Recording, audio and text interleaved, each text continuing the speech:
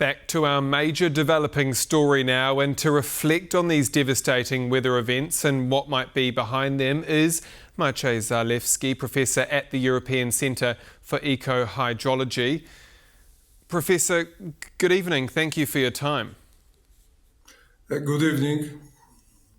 First of all, was Poland and the region prepared for a storm of this scale?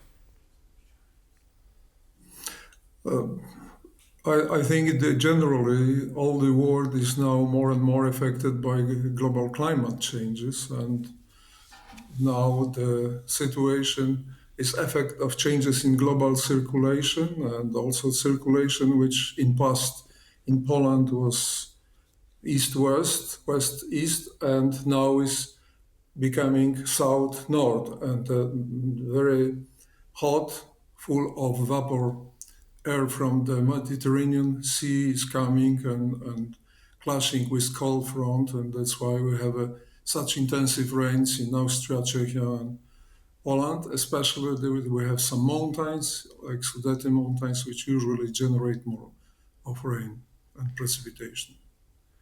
Talk me through that. I mean, is this what we've seen over the last few days, climate change at work?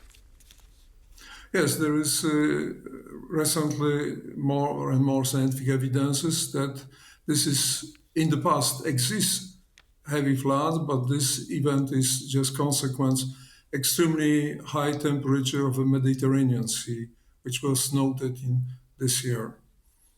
And this is a major consequence of this, and I think this is a very dramatic warning for the past, that we have all worked for reducing the probability of climate change going beyond the 1.5 degree in global scale.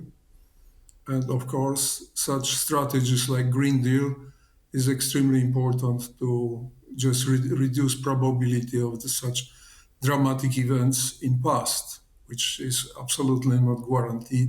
They will not appear, however, the intensity will be not greater.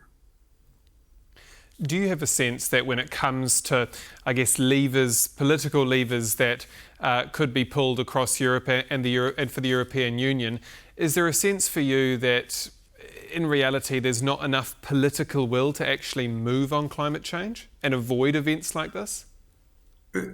It seems that it's more complicated because in reality, climate change is in 50% depends on the political will and 50% of each of us. If each of us reduce the consumption of energy, this way will reduce emission of pollutants and emission of CO2.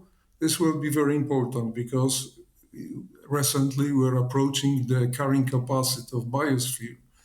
And that's not only political will, but also behavior for us is absolutely critical. And also acceptation for such strategy like Green Deal, which is trying not only to reduce the impact on the climate, but also create certain adaptation measures which will, let's say, compensate the events like this which already appear. You've already touched on it a little bit, but why do these enormous floods still happen despite the summer season and even droughts? That's a very good question. I think we have a effect of climate change is changing not only atmospheric circulation, but also oceans are playing very important role because they are absorbing lots of heat, and circulation of oceans are quite complicated, appear in 3 dimensions, not only 2. It means absorbing heat and releasing. And we have so-called El Niño phenomenon, which generates some events like, let's say, more intensive rain or more intensive drought, depends on a certain periodical sequence which appears in oceans. We've talked about different solutions or political will, but what is a practical answer that could help here? Are, for example, more retention reservoirs, would they be helpful in events like this, or would they just be overwhelmed? I will refer to the Einstein statement who said that we never should try solve the new emerging problem, but the way of thinking will generate the problem. And as we can see, the strategy, which was good 50 years ago when climate change were not so intensive, it means focusing the prevention on the river valley reservoirs is not enough. We need now holistic approach. It means all catchment. We have to increase absorbing capacity of the catchment. It means we have to absorb so much water as possible in urbanized area in the city, which are full of concrete. They should absorb at least half of the water which is coming there. Also, agricultural landscape is getting more and more homogenized. And the tree rows, land water ecotons between streams and fields, also forestry reduction, this all is generating the bigger, let's say, load of water from the catchment to the rivers. And when it's coming already to the large rivers, it's too late to really solve the problem, addressing condition. So we have to start from the catchment, and next, small streams, small rivers, increase retentiveness.